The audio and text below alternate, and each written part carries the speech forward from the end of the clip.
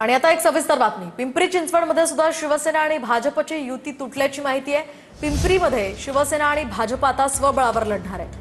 सध्याची महत्त्वाची बातमी आपण पाहतोय. पिंपरी चिंचवडमध्ये शिवसेना आणि भाजप दोन्ही पक्ष स्वबळावर लढणार असल्याचं स्पष्ट झालंय. भाजप सोबत युती असणार आहे. भारतीय जनता पक्ष शिवसेना एकत्रपणे लढण्याच्या बाबतीमध्ये सकारात्मक होते.